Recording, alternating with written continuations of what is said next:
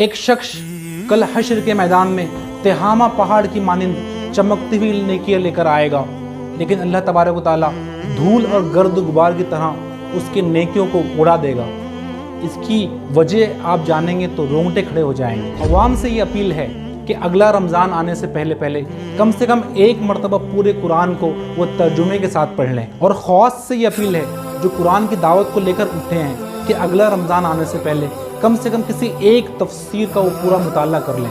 कितने ही खुददार और मेहनती लोग हैं जो कमाते हैं, खूब मेहनत करते हैं, लेकिन उनकी ज़रूरियात पूरी नहीं होती है। वो अपने बाप की दवाई लाकर दे नहीं सकते, अपने बच्चों की फ़ीस अदा नहीं कर सकते। उनकी बेटी घर में बैठे बैठे बूढ़ी हो रही है क्योंकि वो उसकी शादी के लिए उनके पास पैसे नहीं हैं। तो ऐसे लोगों तक हम पहुँचे। हदीस है कि मिन हुस्निल इस्लामिल मरई तर्कुहु मा ला यानी, कि आदमी के इस्लाम की बेहतरीन खूबी ये है कि वो फजूल कामों को छोड़ दे। अस्सलामु अलैकुम वरहमतुल्लाह। अलविदा अलविदा ए माह रमज़ान अलविदा। दोस्तों, रमज़ान का ये मुक़द्दस और बाबरकत महीना पूरे आब व ताब के साथ आया, जिसके अंदर अल्लाह की रहमतों की और मग़फ़िरत की और बरकतों की खूब बारिश हुई। लेकिन अब वो महीना हमसे रुखसत होने के अंदर है। तो दोस्तों, क्या ये महीना अगर चला जाए तो क्या हम आज़ाद हो जाएंगे? क्या अब हम अल्लाह के अहकामात की पाबंदी नहीं करेंगे? क्या वो सदका और खैरात, वो नमाज़ें, वो क़याम, वो तिलावत कुरान और वो ज़िक्र और दुआएं का वो लिबादा और वो खौल जो हमने ओढ़ा था, क्या अब हम उसको उतार कर टांग देंगे और फिर अगले रमज़ान का इंतज़ार करेंगे? दोस्तों, ऐसा बिल्कुल नहीं है। एक मुसलमान सिर्फ रमज़ान की हद तक मुसलमान नहीं होता है, बल्कि वो साल के 365 दिन और 12 महीने मुसलमान होता है। अब हम एक बकौल अली मियां नदवी रहमतुल्लाह अलैह के एक छोटे रोज़े से बड़े रोज़े में दाखिल होने वाले हैं। छोटा रोज़ा तो ये था कि जिसके अंदर एक महीने के अंदर रोज़े फ़र्ज़ किए गए थे, जिसमें पर्टिकुलर कुछ चीज़ों से हमको बचना था, खाने से और पीने से और दीगर चीज़ों से। एक बड़ा जो रोज़ा है, जो इस्लाम का रोज़ा है, जो इस्लाम का कलादा हमने अपने गर्दन में डाला हुआ है, उस इस्लाम को हमें हर लम्हा फ़ॉलो करना है। अपने घर के अंदर भी फ़ॉलो करना है, अपने माशरे के अंदर भी फ़ॉलो करना है और मुकम्मल तौर पर इस्लाम की और अल्लाह और उसके रसूल की ताबेदारी करनी है। और यही बड़ा रोज़ा है। दोस्तों, रमज़ान का जो महीना आता है, ये सिर्फ़ इसलिए नहीं आता है कि हम इस महीने के अंदर मखसूस कुछ आमाल कर लें, कुछ इबादतें कर लें और बस काम ख़त्म हो गया। दोस्तों, उलमा इकराम ने इस महीने को एक तरबियती कोर्स कहा है। इस महीने को हमारी ट्रेनिंग का महीना कहा है। और ट्रेनिंग किसे कहते हैं? आप किसी टीचर से पूछ लो, किसी फ़ौजी से पूछ लो, जब उनकी ट्रेनिंग होती है तो ट्रेनिंग तो बहुत शॉर्ट पीरियड के लिए होती है, लेकिन उस शॉर्ट पीरियड को अब उनको अप्लाई करना होता है लॉन्ग पीरियड के अंदर। एक टीचर जब ट्रेनिंग लेकर आता है तो ट्रेनिंग में जो कुछ उसने सीखा है, अब उसको अपने क्लासरूम के अंदर उन चीज़ों को अप्लाई करना होता है। एक फ़ौजी ने खूब जान को जोखम में डालकर जो ट्रेनिंग हासिल की है, अब उसको हर वक्त तैयार रहना पड़ता है कि जब भी कभी ऐसा मौका आएगा दुश्मनों से मुकाबले का, तो वो जो ट्रेनिंग उसने ली थी, उस ट्रेनिंग को उसको इम्प्लीमेंट करना पड़ेगा। तो ये रमज़ान का महीना ये हमारी ट्रेनिंग के लिए आया था, हमारी तरबियत के लिए आया था, हमारे ईमान को मजबूत करने के लिए आया था, हमारे अक़ीदे को पुख्ता करने के लिए आया था, हमारे आमाल के अंदर निखार पैदा करने के लिए आया था, हमारे अंदर अल्लाह का डर और अल्लाह का खौफ पैदा करने के लिए आया था, ताकि अब बकिया जो साल के 11 महीने हैं, तो ये जो अल्लाह का तक़वा, अल्लाह का खौफ, ये उस चीज़ को हम बरकरार रख सकें और फिर शैतान के हमलों का हम मुकाबला कर सकें। तो दोस्तों, हम ये कैसे कर पाएंगे? रमज़ान के पूरे महीने को हमने बहुत अच्छे से गुजारा है, अल्हम्दुलिल्लाह, ऐसे लोग काबिल मुबारकबाद है। लेकिन हमने रमज़ान से क्या सीखा और जो हमने सीखा है उसको हम कैसे अप्लाई करेंगे बाकी ज़िंदगी के अंदर? तो 7 में ऐसे चीज़ें, 7 लेसन्स और सबक जो हम रमज़ान से सीखते हैं, तो मैं वो आपके सामने डिस्कस करना चाहता हूँ। सबसे पहला रमज़ान का सबक ये है, और वो कुरान की आयत की रोशनी में कभी हमने सोचा है और सोचा होगा और सुना भी होगा कि आखिर अल्लाह ने ये रोज़ों को फ़र्ज़ क्यों किया है? आखिर अल्लाह चाहता क्या है कि मेरे बंदे जो 14 और 12 घंटे भूखे रहें, वो पानी ना पिए, वो खाने से अपने आप को बचाए रखे? क्या मकसद है इन रोज़ों का? जब हम कुरान से पूछते हैं तो कुरान कहता है कि या अय्युहल्लज़ीना आमनु कुतिबा अलैकुमुस्सियाम कमा कुतिबा अलल्लज़ीना मिन क़ब्लिकुम लअल्लकुम तत्तक़ून, कि ए लोगों जो ईमान लाए हो, तुम पर रोज़े फ़र्ज़ किए गए हैं जैसा कि तुमसे पहले की उम्मतों पर फ़र्ज़ किए गए थे। क्यों फ़र्ज़ किए गए थे? क्या उसका मकसद है? कि अल्लाह हमको तकलीफ़ देना चाहता है? कि अल्लाह को खुशी होती है कि उसके कोई बंदे तकलीफ़ में हों, भूखे और प्यासे हों? क्या मकसद है? कुरान कहता है लअल्लकुम तत्तकून, ताकि तुम्हारे अंदर अल्लाह का तकवा पैदा हो, अल्लाह का डर पैदा हो, गुनाहों से नफ़रत पैदा हो और नेकियों से मोहब्बत पैदा हो। यही अल्लाह का तकवा है। यानी एक जुमले में अगर रमज़ान और रोज़े को मकसद को अगर हम समझना चाहते हैं तो वो एक जुमला या एक लफ्ज़ है, अल्लाह का तकवा, अल्लाह का डर और अल्लाह का खौफ। ये तकवा क्या है दोस्तों? ये तकवा वो चीज़ है जो हमें हर नेकी करने पर हमको उभारता है, हमको आमादा करता है, हमको मोटिवेट करता है। और यही वो तकवा है जिसकी वजह से हम हर किस्म की छोटी से छोटी बुराई और बड़ी से बड़ी बुराई, चाहे वो तन्हाइयों की बुराई हो, चाहे वो सबके सामने की जाने वाली बुराई हो, तो यही वो तकवा है जो हमें इन बुराइयों से रोकता है। दोस्तों, उलमा इकराम ने इस तकवे को पूरे दीन का खुलासा कहा है। जैसे मैंने आपसे कहा कि इस्लाम इसके अलावा और क्या है, कि एक बंदा, अल्लाह ने जो चीज़ करने का हुक्म दिया है और अल्लाह और उसके रसूल ने जिन चीज़ों से बचने का हुक्म दिया है, अगर आदमी इस चीज़ को कर ले तो यही तो इस्लाम है। और यही चीज़ है जो तकवे के ज़रिए आदमी के अंदर पैदा होती है। यही वजह है कि कितने ही बुज़ुर्ग और उलमा इकराम से जब कोई पूछता है कि शेख और हज़रत हमको कुछ नसीहत कीजिए, तो अक्सर लोगों का एक ही जुमले में जवाब होता है कि अल्लाह का तकवा इख्तियार करो। दोस्तों, अब ज़रा गौर करें कि इस रमज़ान ने और रोज़ों ने हमारे अंदर तकवा कैसे पैदा किया है। आप देखें कि बकिया जितनी इबादतें हैं वो कुछ करने का नाम है। हज के लिए हमको जाना पड़ता है, नमाज हमको बाकायदा वज़ू करना पड़ता है, मस्जिद जाकर पढ़ना पड़ती है, ज़कात हमको पैसे निकाल कर किसी को देना पड़ता है। लेकिन रोज़ा इस तरह की इबादत नहीं है। रोज़ा कुछ चीज़ों से रुकने का नाम है। देखें आप कि रोज़े के अंदर एक आदमी को, एक मुसलमान को, जब वो रोज़े से होता है तो उसको खाने से रुक जाना पड़ता है, पानी उसको नहीं पीना होता है, वो अपनी बीवियों से अपनी जायज़ ख्वाहिशात को भी रोज़े के दौरान में पूरा नहीं कर सकता है। तो रोज़ा रुकने का नाम है। अब रोज़ा तकवा कैसे पैदा करता है? आप देखें, कोई भी आदमी हो, चाहे वो बूढ़ा हो, औरत हो, बीमार हो, तंदुरुस्त हो, ख़्वाह एक 12 साल का और 10 साल का बच्चा ही क्यों ना हो, वो अकेले में है, तन्हाई के अंदर है, ठंडा पानी उसके पास मुयस्सर है, उसको खूब शदीद की प्यास लगी हुई है, लेकिन क्या वो पानी पीता है? क्या वो इवन ये कि वज़ू करते करते एक घुट भी अपने हलक से नीचे नहीं उतारता है? तो कौन सी चीज़ है जो उसको ये काम करने से रोकती है? वो यही है कि अल्लाह का तकवा। यानी वो सोचता है कि अल्लाह मुझे देख रहा है, अल्लाह मुझे देख रहा है, और मैं अगर ऐसा कर लूँगा तो अल्लाह मेरे रोज़े को कबूल नहीं करेगा। तो जिस तरह रोज़े के दौरान में हम हलाल चीज़ों से रुक जाते हैं, पानी हलाल है लेकिन हम रुक जाते हैं, खाना हलाल है लेकिन हम रुक जाते हैं, तो अल्लाह बस यही चाहते हैं कि तकवा की जो ट्रेनिंग इसको 1 महीने के अंदर जो मिली है वो पूरे साल के अंदर इस ट्रेनिंग को अप्लाई करे। और बकिया 11 महीने के अंदर हलाल चीज़ों से तो नहीं रुकना है, लेकिन जो हराम चीज़ें अल्लाह ताला ने कर दी है उन हराम चीज़ों से अपने आप को बचाना है। हर वक्त हमारे जहन पर एक बात तारी रहना चाहिए, हर काम करते वक्त, छोटा काम करें, बड़ा काम करें, तन्हाई में करें, सबके सामने करें, कि ये काम करते वक्त मेरा अल्लाह मुझे देख रहा है। अगर ये काम अच्छा है तो मेरा अल्लाह इस काम से खुश होगा, अगर ये काम बुरा है, गुनाह का काम है, तो अल्लाह इस काम के नतीजे में नाराज़ होगा और मुझे सज़ा देगा। एक नौजवान है जो किसी नामहरम लड़की पर निगाह डालना चाहता है, एक कोई और आदमी है, वो अनकरीब उसके ज़बान से झूठ निकलने वाला है, वो ग़ीबत करने वाला है, वो चोरी करने वाला है और कोई भी गुनाह करने वाला है, लेकिन फ़ौरन से उसके जहन में ये ख्याल आ जाए कि मेरा अल्लाह मुझे देख रहा है। तो यही स्पिरिट है और यही अल्लाह का डर और अल्लाह का खौफ है जो अल्लाह ताला अपने बंदों के अंदर पैदा करना चाहता है। नौजवानों से मैं एक बात कहना चाहता हूँ, बहुत सारे लोग हम में से ऐसे हैं जो मतलब सबके सामने जब होते हैं तो गुनाहों से तो बच जाते हैं, खूब नेकियां करते हैं, लेकिन जब तन्हाई में होते हैं तो कोई बड़ा गुनाह कर बैठते हैं। अल्लाह के नबी सल्लल्लाहु अलैहि वसल्लम की एक रोंगटे खड़े कर देने वाली हदीस मैं आपको सुनाता हूँ। अल्लाह के नबी फरमाते हैं कि कल क़यामत के रोज़ एक शख्स तिहामा पहाड़ के बराबर, इस पहाड़ के बराबर चमकती हुई नेकियां लेकर आएगा, लेकिन अल्लाह तबारक व तआला उसकी नेकियों को गर्द गुबार और धूल की तरह उड़ा देगा। साहबी पूछते हैं, अल्लाह के नबी ऐसी क्या वजह है कि अल्लाह उसकी इतनी नेकियों को धूल के जैसा उड़ा देगा? तो अल्लाह के रसूल फरमाते हैं कि देखो, वो तुम्हारे ही जैसा आदमी होगा, तुम्हारे ही जैसी इबादतें करता है, रातों को क़याम करता है, लेकिन जब वो अकेले के अंदर होता है तो अल्लाह की हराम की हुई चीज़ों से अपने आप को रोक नहीं पाता है और बड़े बड़े गुनाह कर बैठता है। तो जहाँ ये तकवा हमको सबके सामने गुनाहों से रोकेगा, वहीं ये तकवा हम अकेले में हो, कोई भी हमको ना देख रहा हो, तब भी यही वो तकवा है जो हमको गुनाहों से रोकता है, और अल्लाह इसी तकवे को हमारे अंदर पैदा करना चाहता है। रमज़ान का रोज़ों का दूसरा अहम तरीन सबक ये है कि हम अपने ताल्लुक़ को कुरान से मजबूत करें। जैसे ही रमज़ान का महीना शुरू हुआ था, हर तरफ से कुरान के पढ़ने की आवाज़ें आ रही थी। कुरान की गोया गूंज थी जो बच्चों के ज़रिए, बूढ़ों के ज़रिए, औरतों के ज़रिए, मस्जिदों के अंदर, घरों के अंदर चारों तरफ ये तिलावत कुरान की गूंज है जो फैल रही थी।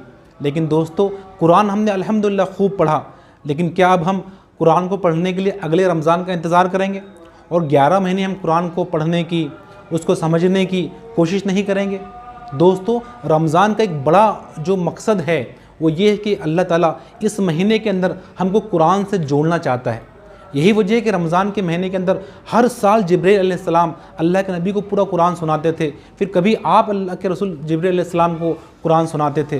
तो गोया अल्लाह ताला चाहता है कि इस महीने के ज़रिए हम कुरान से अपने आप को जोड़ लें। और आप जानते होंगे कि आखिर रमज़ान को किस चीज़ ने इतना बाबरकत बनाया, किस चीज़ ने इतने फ़यूज़ और बरक़ात को रमज़ान के अंदर आम कर दिया। वो इसी महीने ने, इसी कुरान की वजह से ये तमाम फ़यूज़ और बरक़ात रमज़ान को हासिल हुई है। साल के बकिया 11 महीने के अंदर भी हम कुरान की कदर करें, हम कुरान की अज़मत को पहचानें। इस इनकलाबी किताब जिसने एक ज़िंदगी के हर गोशे को जिसने मुतासर किया, जिसने सोचने समझने के अंदाज़ बदल डाले, अफ़कार और नज़रियात बदल डाले, तहज़ीब और तमद्दुन बदल डाले, एक नई दुनिया इस कुरान के ज़रिए वजूद में आई। तो इस कुरान की कद्र को हम करें, इस कुरान की अहमियत को हम जानें। अवाम से ये अपील है कि वो इस किताब को सिर्फ बरकतों और सवाब की से बढ़कर इसको समझने की कोशिश करें। कम से कम वो कोशिश करें कि अगला रमज़ान आने तक एक मरतबा कुरान को तर्जुमे के साथ पढ़ लें। किसी भी आलिम का तर्जुमा आप पढ़ें, किसी भी ज़बान में आप पढ़ें, लेकिन कोशिश करें कि अगला रमज़ान आने से पहले आप एक मरतबा कुरान को पूरे तर्जुमे के साथ पढ़ लेंगे। और ख़ास जो लोग हैं जो कुरान की दावत देते हैं, जो कुरान की तरफ लोगों को बुलाते हैं, जो कुरान को दस्तूर ज़िंदगी समझते हैं, उनसे ये अपील है कि वो कुरान का एक दिन उनका ऐसा ना गुज़रे कि जो कुरान के समझे बगैर गुज़र जाए, जो कुरान में तदब्बुर किए बगैर गुज़र जाए। वो कुरान को खूब पढ़े, उसके अंदर तदब्बुर करें, तफक्कुर करें और तर्जुमे के साथ साथ मुख्तलिफ जो तफासिर हैं उन तफासिर का वो मुताला करें। और कोशिश करें कि कोई भी एक तफसीर को आप सिलेक्ट करें, चाहे वो मुफ्ती मोहम्मद शफ़ी साहब की तफसीर हो, मौलाना मौदूदी रहमतुल्लाह अलैह की हो, मौलाना अमीन हसन इस्लाही रहमतुल्लाह अलैह की हो, कोई भी तफसीर हो, आप एक टारगेट तय करें कि अगला रमज़ान आने से पहले पहले वो फ़लाँ तफसीर की इतने वॉल्यूम्स और इतने जिल्दे मुकम्मल कर लेंगे। और आगे बढ़कर वो लोग जो स्टूडेंट हैं, जो अभी लर्निंग पीरियड में हैं, तो उनसे ये दरख्वास्त है कि वो अरबी ज़बान सीखें, कम से कम कुरान की अरबी को सीखने की कोशिश करें। फिर आप देखें कि अभी इस रमज़ान में आपने तरावी पढ़ी होगी, और जब इस एक साल और अगला तरावी आने से पहले पहले अगर आप कुरान की ज़बान को समझ लेंगे, अरबी आपको समझ में आ जाएगी, फिर अगली तरावी जब आप पढ़ेंगे, यकीन मानिए वो लुत्फ़ आपको मुयस्सर होगा कि ज़िंदगी में वो लुत्फ़ इससे पहले कभी आपको मुयस्सर नहीं हुआ है। तीसरा सबक ये है कि हम लोगों के साथ, पूरे इंसानों के साथ हमदर्दी और गमख्वारी का रवैया अपनाएं। देखें कि जो आदमी रोज़े से होता है तो अल्लाह तबारक व तआला वो सिखाता है उस बंदे को कि देखो एक गरीब की गरीबी क्या होती है, एक भूखे की भूख किसको कहते हैं, एक रोज़ेदार से बढ़कर कोई और नहीं समझ सकता। एक प्यासे की प्यास क्या होती है, एक रोज़ेदार जब प्यास से होता है 14 घंटे से पानी उसके मुंह में नहीं होता है, उससे बढ़कर और कौन समझेगा कि प्यास क्या होती है और भूख क्या होती है। हुकूक़ इंसानी के कितने बड़े बड़े तकारीर हो जाएं और वर्कशॉप हो जाएं, लेकिन एक रोज़ेदार जो फ़ील करता है एक गरीब की गरीबी को, वो और कोई फ़ील नहीं कर सकता। तो रोज़ा हमको लोगों के साथ, गरीबे और मिस्किनों के साथ हमदर्दी करना, उनका ख्याल रखना, उनके साथ अच्छे से पेश आना, उनके मसाइल को हल करना, ये रोज़ा हमको एक बहुत बड़ा सबक देता है। यही वजह है दोस्तों कि आप देखें कि रमज़ान का जब महीना आता तो हदीस में है कि अल्लाह के नबी सल्लल्लाहु अलैहि वसल्लम तेज़ हवाओं की मानिंद सखी हो जाते, खूब अल्लाह के रास्ते में ख़र्च करते हैं। आप देखते हैं यही वजह है कि यही वो बरक़ात हैं कि इसी महीने के अंदर लोग ज़कात निकालते हैं। उस ज़कात की वजह से कितने ऐसे लोग हैं जिनके मसाइल हल होते हैं। इसी महीने के अंदर फ़ितरा निकाला जाता है ताकि जो गरीब हैं, जो मिस्कीन हैं, वो भी ईद की खुशियों के अंदर शामिल हो जाए। तो आज बहुत सारे ऐसे लोग हैं, बहुत गरीबी जिनके पास है, ऐसे कई लोग हैं कि महीनों से जिनको गोश्त खाने मुयस्सर नहीं हैं। कितना अरसा बीत चुका है कि फ्रूट खाना उनको नसीब नहीं होता है, मिठाई उनको नसीब नहीं होते हैं। कितने ऐसे लोग हैं कि जिनके पास पैरों में पहनने के लिए चप्पल उनको मुयस्सर नहीं है। तो ऐसे लोगों के दुख और दर्द को समझना ये हमारी जिम्मेदारी है, उनके काम आना, उनकी तकालीफ को दूर करना ये हमारी जिम्मेदारी है। इसमें बहुत अहम बात का हम ख्याल रखें कि अगर हम गरीबों को इन्फाक करते हैं, सदका और खैरात करते हैं, तो हम उनके ऊपर कोई एहसान नहीं करते हैं, बल्कि अल्लाह ने उनका माल हमारे पास दे दिया है। ये उनका हक है जो हमारे पास है, बस ये है कि हमको उस हक को निकालना है और उनको देना है। एक अहम बात कि मांगने वाले फ़कीर, इनको तो हम लोग देते हैं और इनको देना हमारे लिए बड़ा आसान होता है कि घर पे दरवाजे पर दस्तक हुई, हम बाहर गए, उनको दे दिया। लेकिन बहुत अहम बात आपसे कहना चाहता हूँ कि वो सफ़ीद पोश लोग, वो खुददार लोग जो कमाते हैं, जो मेहनत करते हैं, लेकिन उनकी कमाई उनको सफिशिएंट नहीं होती।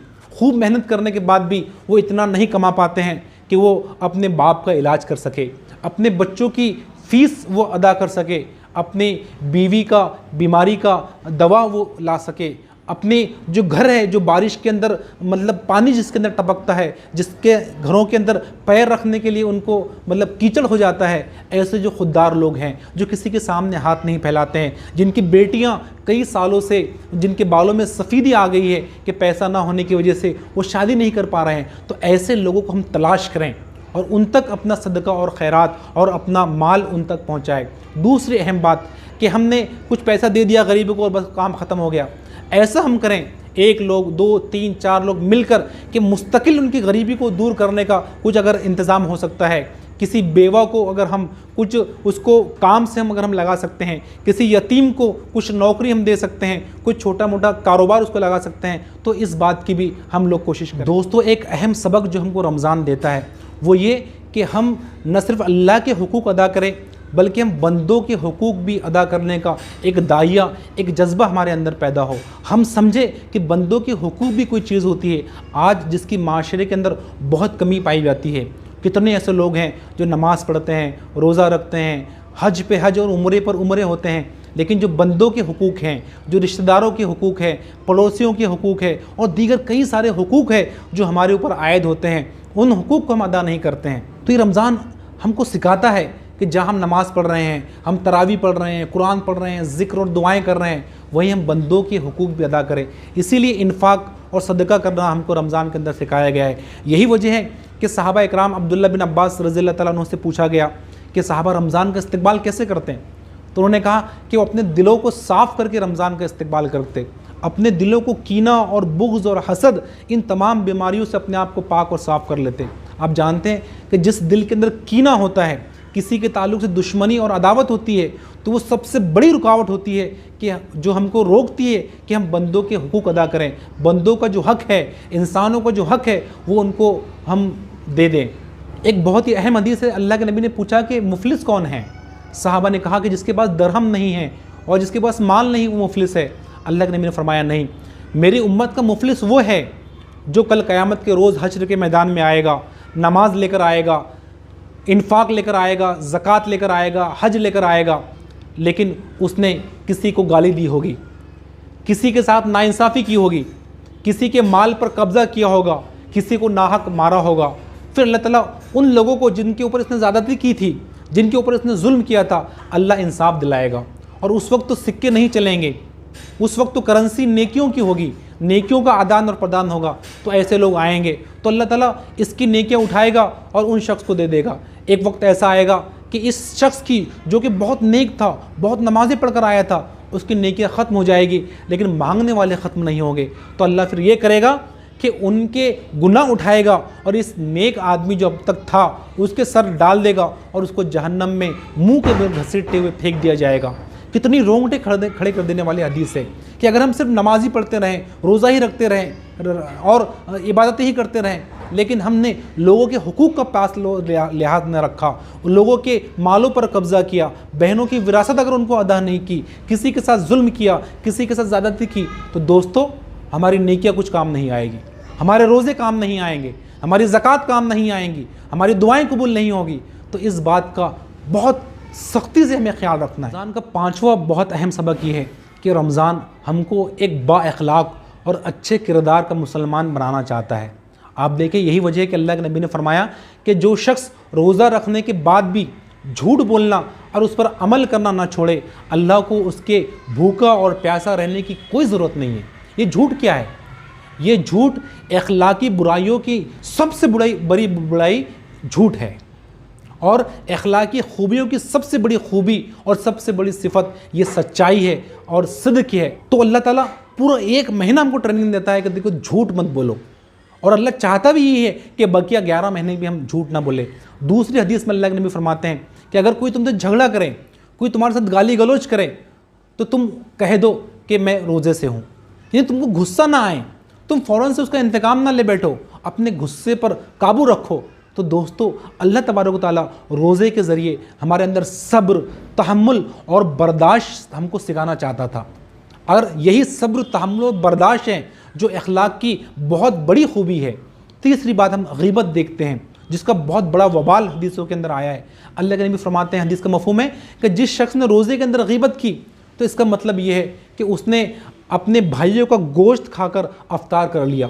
वो तफसील से वाक़या आपने सुना होगा कि ऐसे 2 औरतों को अल्लाह के नबी ने जब उल्टी करने लगाया, जब उन्होंने वोमिटिंग की तो उनकी उल्टी के ज़रिए उनकी कै से खून और गोश्त के लोथड़े निकले। तो अल्लाह के नबी ने कहा ये इस वजह से हुआ कि इन्होंने रोज़े के दौरान में अपने भाइयों की गीबत की है। तो दोस्तों, ये गीबत, ये झूठ, ये गुस्सा, ये अखलाक को बहुत ज़्यादा डैमेज करने वाले हैं। तो 1 महीना जो हमको ट्रेनिंग मिलती है, तो अल्लाह यही चाहता है कि मेरा बंदा जिसने इसने बर्दाश्त किया, सब्र किया, झूठ से अपने आप को बचाया, तो बकिया महीने भी वो इन तमाम अखलाकी उसूलों पर कायम रहें, यही खूबियाँ उसके अंदर जो बाकी रहें। दोस्तों, नफ्सियात के माहिरीन कहते हैं कि 21 दिनों तक किसी काम को अगर हम रेगुलर करेंगे तो वो चीज़ हमारी आदत बन जाएगी।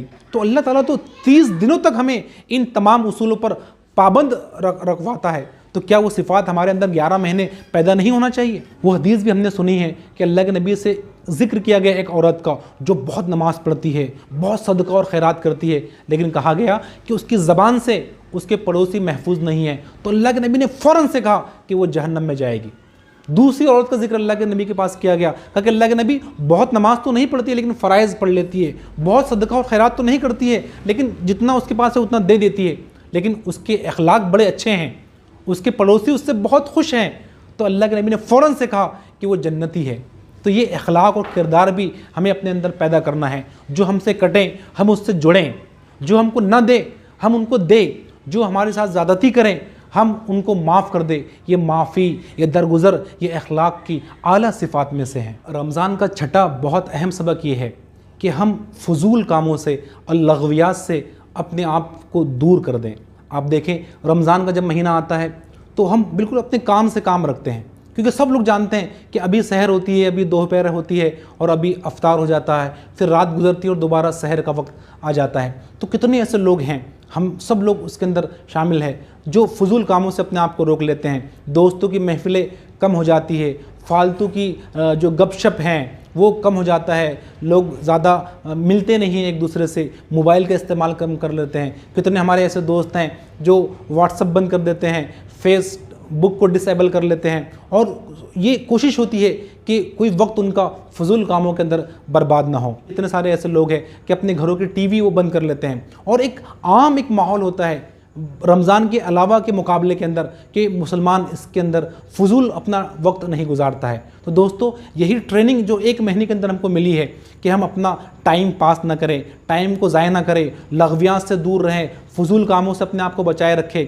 तो ये ट्रेनिंग हमको साल के 11 महीने भी अप्लाई करनी है। दोस्तों देखिए, ये जो वक्त है ये अल्लाह की बहुत बड़ी नेमत है, लेकिन आज इंसान इसको बहुत ज़ाय कर रहा है। अल्लाह के नबी ने ये बात तो कई सालों बाद पहले कह दी थी कि 2 नेमतें ऐसी है कि अक्सरियत इससे गफलत का शिकार है, इसको ज़ाय करते हैं, इससे गफलत बरतते हैं। एक है सेहत और दूसरे हैं फ़ुर्सत के लम्हात। तो ये जो वक्त है ये बहुत गुजर जाता है, बहुत तेज़ी से आज ज़िंदगी गुजर रहे हैं। आप देखें, अभी हम लोग सोच रहे थे कि रमज़ान आ रहा है, रमज़ान आ रहा है, लोग कह रहे थे कि भी रमज़ान कितने जल्दी आ गया, और 1 रोज़ा हुआ, 2 रोज़ा हुआ, पहला अशरा ख़त्म हो गया, दूसरा अशरा ख़त्म हो गया, और अब तीसरा अशरा भी 1 या 2 दिन के बाद ख़त्म होने के अंदर है।